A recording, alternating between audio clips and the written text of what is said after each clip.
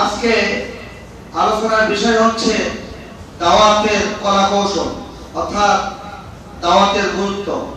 আল্লাহ তাআলা আমাদেরকে বলার এবং শোনার আমল করার তৌফিক দান করেন, বলুন আমিন। সূরা আমিন সাজদা 33 নম্বর আয়াতে কারিমা আপনাদের মাঝে তেলাওয়াত করেছি।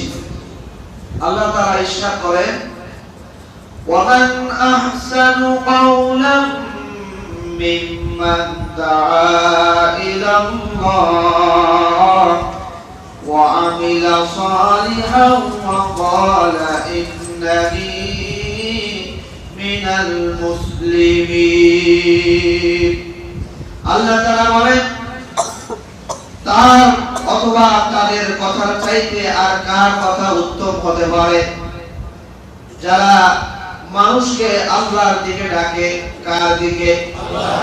আল্লাহর দিকে ডাকে এবং নিজেরা নেক আমল করে এবং ঘোষণা দেয় আমি এবং আমরা মুসলমানদের অন্তর্ভুক্ত। করে বলুন আলহামদুলিল্লাহ। এদের চাইতে উত্তম ব্যক্তি পৃথিবীতে আর কেউ হতে পারে? তারা মানুষকে আল্লাহর দিকে ডাকে। কার দিকে? আল্লাহর দিকে, এবং নিজেরাও নেক আমল করে এবং আপনার ঘোষণা দেয় যে আমরা মুসলমানদের অন্তর্ভুক্ত। বলুন না সুবহানাল্লাহ। এখন বলুন তো, আমরা জীবনের সকল ক্ষেত্রে আমাদের ডাকতে হবে কার দিকে? আল্লাহর দিকে, এবং নিজেরা নেক আমল করতে হবে। এই দুইটা কাজ যদি করা যেতে পারে, আল্লাহ তাআলা বলেছেন তাদের মতন উত্তম ব্যক্তি এই জমিনের ভিতরে আর কেউ হতে পারে। সুবহানাল্লাহ। শুধু তাই নয়, আল্লাহ তাআলা সূরা আল ইমরানের 110 নম্বর আয়াতে তিনি আরো বলেন, কুনতুম খায়রা উম্মাতিন উখরিজাত লিন-নাস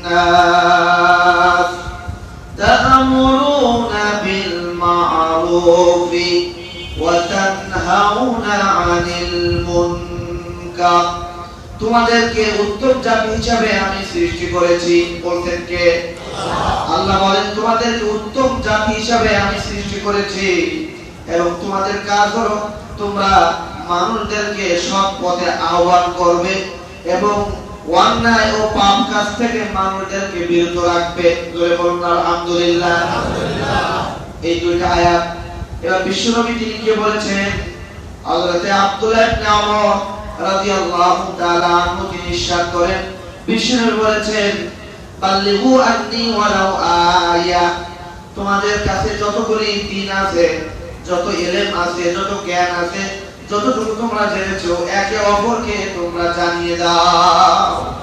শুধু তাই নয়, ইসলামকে জানিয়ে দেওয়ার সময় তোমরা সহজ করবে না, ইসলামকে তোমরা বড় করে খাটো করবে না, ইসলামকে কঠিন করবে না, ইসলামকে তোমরা সহজ করে তোমরা উপস্থাপনা করবা। নবীজি বলেছেন, ইয়াসসিরু ওয়ালা তুআসসিরু বাশশিরু ওয়ালা তুনাফিরু। সহজ করো, সহজ করো, সাবলীল করো, সুন্দর করো, কঠিন করো না, কঠিন করো না, সহজ করে সুন্দর করে তোমরা জাতির সামনে কোরআন এবং হাদিসের দাওয়াত তোমরা দিয়ে দাও। আমার বন্ধুগণ, আমার বাবাজিরা, এবার আসুন আল্লাহ কি বলেছেন প্রথম আয়াতে, মূল কথাগুলি আপনাদেরকে জানিয়ে দিলাম। আল্লাহ তাআলা বলেন, ওয়ামান আহসানু কাওলাম মিম্মান দাআ ইলাল্লাহ। যারা মানুষদেরকে আল্লাহর দিকে ডাকে। এবার বলুন তো, আমরা কি আল্লাহর দিকে ডাকি না দলের দিকে ডাকি? আল্লাহর দিকে।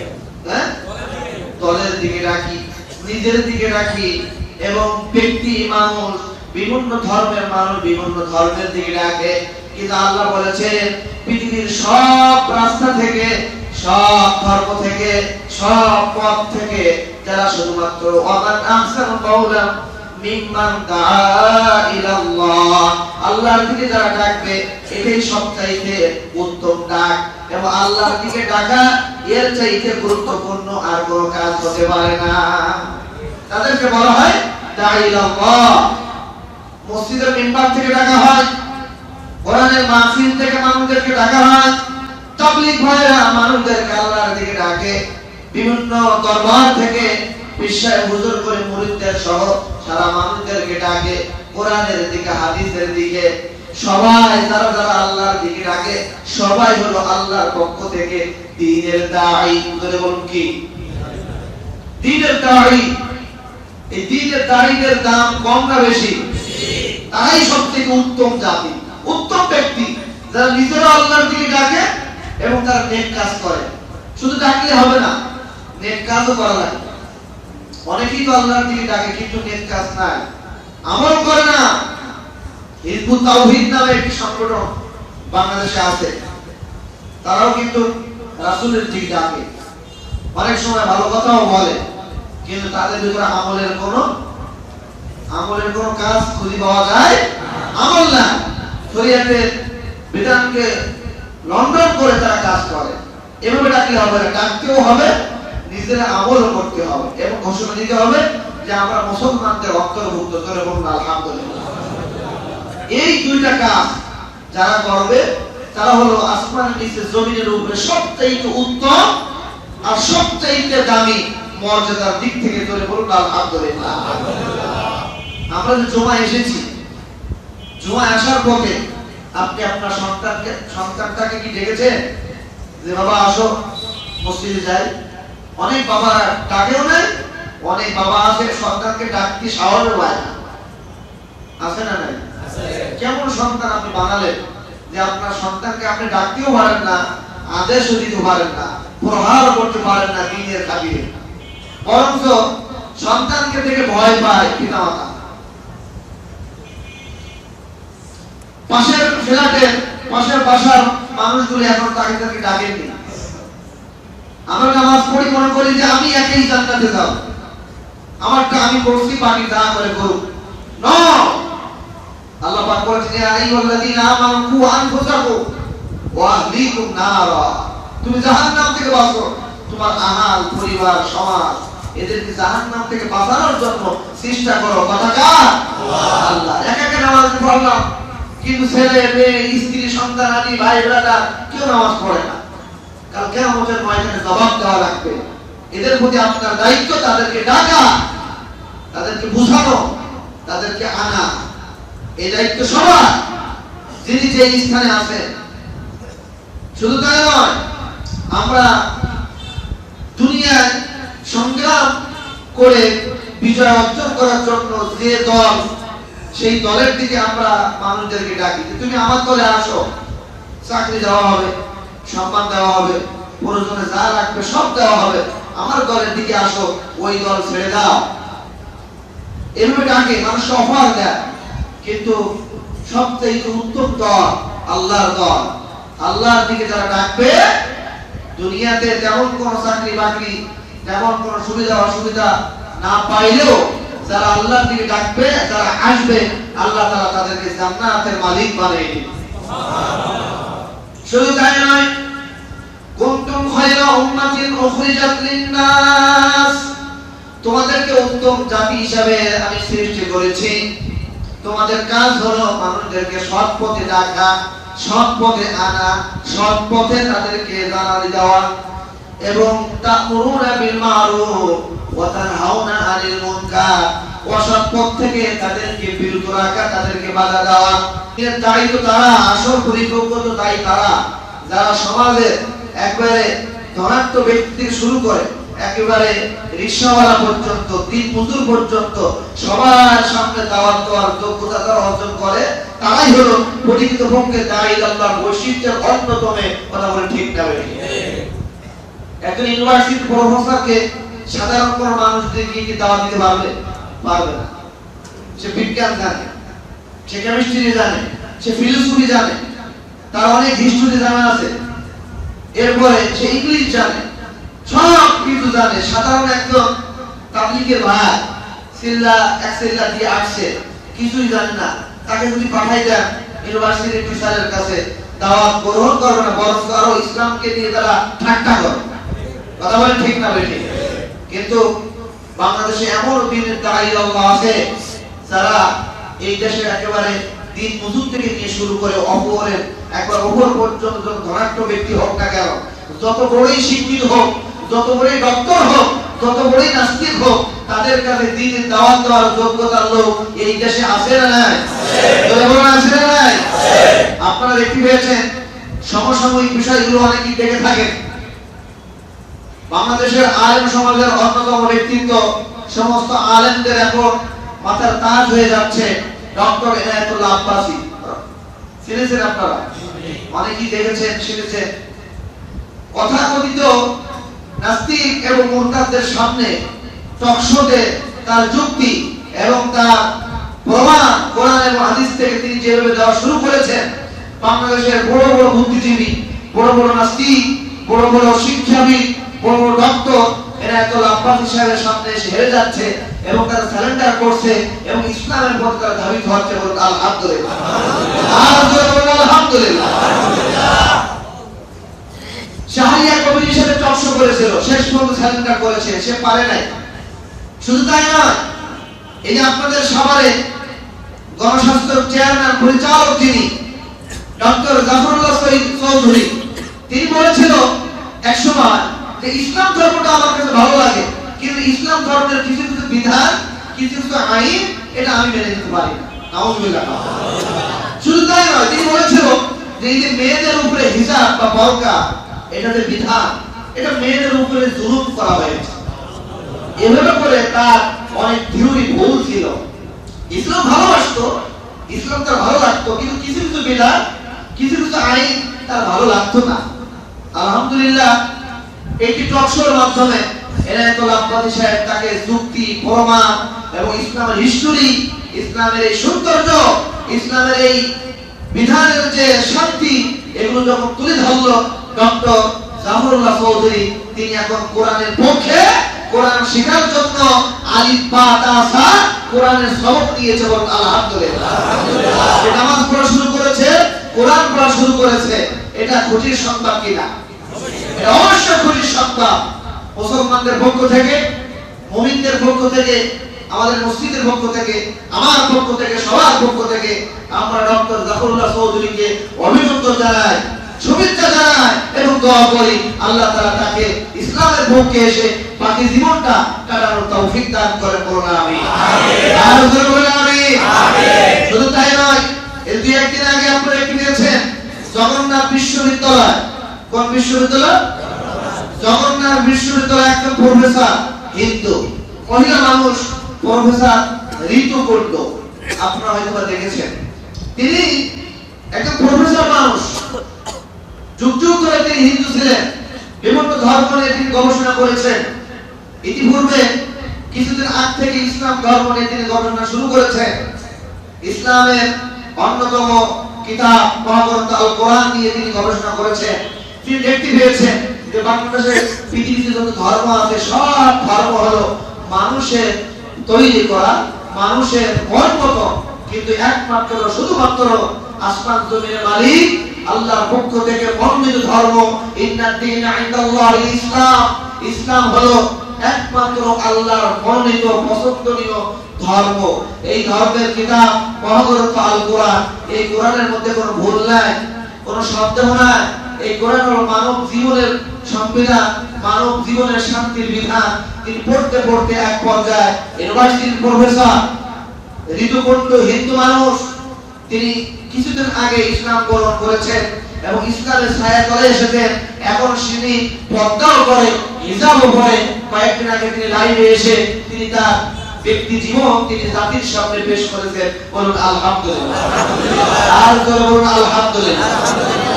ইসলামের বিজয় হবেই হবে। ইসলামের বিজয় একদিন এই পৃথিবীতে আবারও সূর্যের মতো উদিত হবে। জোরে বলুন ইনশাআল্লাহ। আমাদের পক্ষ থেকে তাকেও আমরা অভিনন্দন জানাই, তাকেও আমরা ধন্যবাদ জানাই। আমাদের ওই বোনকে, আল্লাহর ওই বান্দিকে আল্লাহ তাআলা যেন বাকি জীবনটা ইসলামের পথে থেকে আমল করে এবং হযরত ফাতিমার উত্তরসূরি হিসেবে যেন কাজ করতে পারে, আল্লাহ তৌফিক দান করেন। জোরে বলুন আমিন। আমার বন্ধু, এই পৃথিবীর কোনো মানুষ যদি আল্লাহ রাসূলকে নিয়ে গালি দেয়, এই পৃথিবীতে বেঁচে থাকার তার কোনো অধিকার থাকে না। কথা বলো ঠিক কিনা? এই পৃথিবীর কোন নাস্তিক কোন মানুষ যদি আল্লাহকে নিয়ে গালি দেয় তাহলে এই পৃথিবীতে আর বেঁচে থাকার কোনো অধিকার থাকে না। আপনি যে কোনো ধর্মের অনুসারী হতে পারেন, যে কোনো মতের অনুসারী আপনি হতে পারেন, কিন্তু রাসূলকে নিয়ে আল্লাহকে নিয়ে গালি দেওয়া, কটূক্তি করা ইসলাম এটা সাপোর্ট করে না। ইসলামী সরকার তাকে মৃত্যুদণ্ডের সাজা দিয়েছে। সুতরাং আমরা দেখতে পাচ্ছি দিন দিন বাংলাদেশের শিক্ষিত সমাজ, পৃথিবীতে যারা ডক্টর, ইঞ্জিনিয়ার, প্রফেসর, নাস্তিক, তারা দিন দিন ইসলামের ছায়া করে এসে বাকি জীবনের জন্য তওবা করতেছে কার দরবারে? আল্লাহর দরবারে। সে কথা আগেও বলেছি, যখনই সারেন্ডার করবে, যখনই আত্মসমর্পণ করবে, পিছনে সমস্ত ভুল ত্রুটির জন্য সাথে সাথে আল্লাহ আপনাকে মাফ করে দেবে। সুবহানাল্লাহ। তার কারণ হলো আল্লাহ তাআলা বলেন, ইয়া আইয়ুহাল্লাযীনা আমানু তুবু ইলাল্লাহি তাওবাতান নাসুহা। আল্লাহ তাআলা বলেন, ইয়া আইয়ুহাল্লাযীনা আমানু, যারা ঈমান এনেছো, তুবু ইলাল্লাহ তাওবাতান নাসুহা, আল্লাহর দরবারে আল্লাহর কাছে তোমরা তওবা করো, আল্লাহর কাছে তোমরা ফিরে আসো, আল্লাহর দিকে তোমরা মানুষদেরকে ডাকো, নিজেরাও চলে আসো, নেক আমল করো। তওবা যদি নাসুহা করতে পারো, তুবু ইলাল্লাহি তাওবাতান নাসুহা, তওবা নাসুহা করার সাথে সাথে আল্লাহ তোমাকে maaf করে দিয়ে দিবে। এতদিন আপনি নামাজ পড়েন নাই, শরীয়তের বিধান মানেন নাই, সুদের ব্যবসা করেছেন, ধর্মনিরপেক্ষ মতবাদের দল করেছেন, ইসলামের বিরুদ্ধে আপনি চলেছেন, না শুনে না বুঝে অনেক অপরাধ আপনার দ্বারা হয়ে গেছে। এখনই আপনি সারেন্ডার করতে হবে। এখনই যদি আপনি সারেন্ডার করতে পারেন, মাথা নত করে যদি আপনি মেনে নিতে পারেন, তওবা যদি করতে পারেন, তওবার দরজা কিয়ামত পর্যন্ত খোলা আছে না নাই? আছে। আমার বন্ধুগণ, অনেক যুবক, অনেক মানুষ নষ্ট হয়ে যায়। নষ্ট হয়ে যাওয়ার পরে তারা মনে হয় আফসোস করে, মনে হয় আমার জন্য কোনো মাপ নাই, আমার জন্য হয়তো বা কোনো তওবার দরজা মনে হয় খোলা নাই। আর আমরা যারা আছি, আমরাও তাকে তওবার মেসেজগুলো আমরা দিতে পারি না। তোমার জন্য তওবার দরজা খোলা আছে, তুমি আসো, তওবা করো, আল্লাহ তোমাকে maaf করে দেবে। এই কথা না বলে আমরা আরো কঠিন করে তাকে আমরা আরো বিভিন্ন অপবাদ দিয়ে চাপাই দেই, আছে না নাই? আমার বন্ধুগণ, আপনি আমি যদি আল্লাহর দিকে এক পা আসতে পারি, কোন নাস্তিক যদি চিন্তা নিয়ে যদি বসে যে আমি একটু গবেষণা করব ইসলাম নিয়ে, অবশ্যই তার মন যদি থাকে, হিদায়াত পাওয়ার মতন মন যদি থাকে, আল্লাহ রাব্বুল আলামিন তাকে হিদায়াত দিয়ে দেবে। কথা বলেন ঠিক না ঠিক? আর হিদায়াতের মন যদি না থাকে, তাহলে এই পৃথিবীর কোনো মানুষ তাকে হিদায়াত দিতে পারে না, এমনকি বিশ্ব নবীও দিতে পারে না। যদি পারতো, বিশ্ব নবীর চাচা, যেই চাচা রাসূলকে কোলে পিঠে করে মানুষ করেছে, রাসূলকে অনেক আদর যত্ন ভালোবাসা দিয়েছে, কিন্তু নবীজি মৃত্যুর সময় চাচার সামনে গিয়ে পাশে গিয়ে বলতেন, চাচা একটা বার শুধু তাওহীদের কালিমাটা একটু উচ্চারণ করেন, একটা বার শুধু কালেমা পড়েন, তাওহীদের কালেমা একবার পড়েন, আল্লাহ ছাড়া কোনো ইলাহ নাই, কোনো মাবুদ নাই, আর আমি যে তোমার ভাতিজা, আমি যে রাসূল, আমাকে তোমার মানা লাগবে না, শুধু আল্লাহ যে আছে এটা একবার আপনি স্বীকৃতি দেন, শুধুমাত্র একবার বলেন, কাল কিয়ামতের ময়দানে আপনাকে জান্নাতে নেওয়ার জন্য আমি রাসূল নিজেই যথেষ্ট হয়ে যাব। চাচা বললেন, ভাতিজারে, তোমার ইসলাম আমার ভালো লাগে, ইসলামের বিধান আমার ভালো লাগে, তোমাকেও আমার ভালো লাগে, ইসলাম ধর্ম শান্তির ধর্ম, আল্লাহর মনোনীত ধর্ম, কিন্তু এই শেষ মুহূর্তে মৃত্যুর সময় আমি আমার বাপ দাদার ধর্ম যদি ত্যাগ করি, তোমার প্রতি যদি বায়াত গ্রহণ করি, কালেমা যদি উচ্চারণ করি, তাহলে সমাজের মানুষগুলো আমাকে নাক শিখাবে, আমাকে থুতু দেবে, আমাকে অপবাদ দেবে, এই জন্য আমার দ্বারা কালেমা সম্ভব না। বিশ্বনবী মন খারাপ করে তিনি চলে গেলেন। কথা বলে ঠিক না ঠিক? কিন্তু তার পাশাপাশি হযরত বিলাল, হযরত খুবাইব, হযরত খাব্বাব তাদেরকে নির্যাতন করে, তাদেরকে পিটিয়ে তারপরে ঈমান থেকে তাদেরকে দূরে সরানো যায় না। সুবহানাল্লাহ। এটাই পার্থক্য, এটাই ব্যবধান। যে কাউকে ঈমানের অফার দেয় কিন্তু গ্রহণ করে না, আবার কাউকে ঈমান ছাড়ার জন্য নির্যাতন চালায় কিন্তু তারা ঈমান ছাড়ে না। আজকে সমাজের ভিতরে আমরা যারা মুসলমানদেরকে আহ্বান করার পরেও তারা আসে না, কিন্তু অমুসলিম গুলি দিন দিন ইসলামের পথে আসছে। কপাল ভরা মুসলমান, বাপ দাদা সূত্রে মুসলমানদের সোসাইটিতে আসার পরেও তোমার কপাল পড়ে গেছে, কিন্তু খ্রিস্টান নাস্তিকগুলি ইসলামের ছায়াতলে আসে আর মুসলমানদের সন্তানগুলি দিন দিন নাস্তিক হয়। এজন্য আমরা মুসলমান হওয়ার পরেও যদি কোন মুসলমানের সন্তান জাহান্নামে যায়, এর চাইতে আফসোস আর কিছুই হতে পারে না। অনেক সময় দেখা যাবে তার দাদা মুসলমান জান্নাতে যাবে, তার বাবা যাবে জান্নাতে, তার ভাইও যাবে জান্নাতে, কিন্তু নিজে যাবে জাহান্নামে। বন্ধু যাবে জান্নাতে কিন্তু নিজে যাবে জাহান্নামে। আফসোস তাদের জন্য। ধরে বলুন কি আফসোস। জাহান্নামের ফেরেশতারা বলবে তোমরা জাহান্নামে আসলা কেন? তোমার নাম তো মুসলমান, আব্দুল্লাহ অথবা আব্দুর রহিম, আব্দুর রহমান, তোমার বাপেও ছিল মুসলমান, তুমি তো মুসলমানদের সোসাইটিতে জন্মগ্রহণ করেছিলা, তুমি তো মুসলমানদের সোসাইটিতে বড় হয়েছো, জীবন যাপন করেছো, কিন্তু জাহান্নামে কেন আসলা? জাহান্নামের ফেরেশতারা প্রশ্ন করে, প্রশ্নের উত্তরের জবাব হবে ইয়াতাসাআলুনা আনিল মুজরিমিন মা সালাকাকুম ফি সাকার। কেন জাহান্নামে আসলা? তুমি তো মুসলমান ছিলে, জাহান্নামে আসলা কেন? এক নম্বরে আফসোস থাকবে ক্বালু লাম নাকু মিনাল মুসাল্লিন, আমরা নিয়মিত নামাজি ছিলাম। কথা বলেন ঠিক না বেঠিক? নিয়মিত কি ছিলাম না? আর জোরে বলেন নামাজি ছিলাম। এই অভিযোগ, এই আফসোস এখানে ভাইদের কম না বেশি?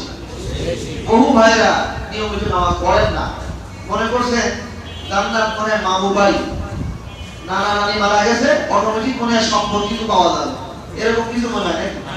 যেহেতু ইসলামে জন্মগ্রহণ করছি, বাপ দাদা মুসলমান, আমরাও মনে হয় কিছু একটা পাবো জান্নাতে, এরকম অবস্থা নিয়ে কিন্তু অনেকে বসে আছে।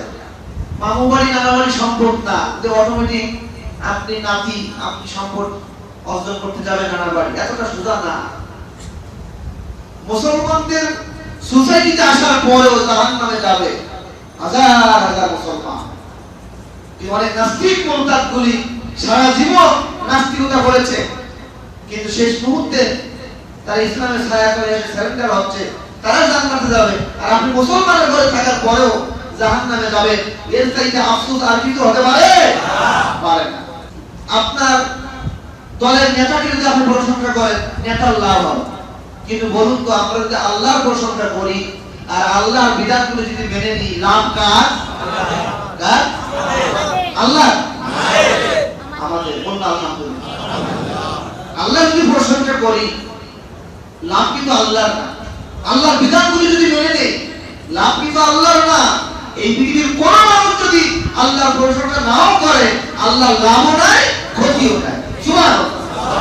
প্রশংসা করলে আপনার লাভ, আমার লাভ, আল্লাহর বিধান মানলে আপনার আমার লাভ, আল্লাহর কোনো লাভ নাই।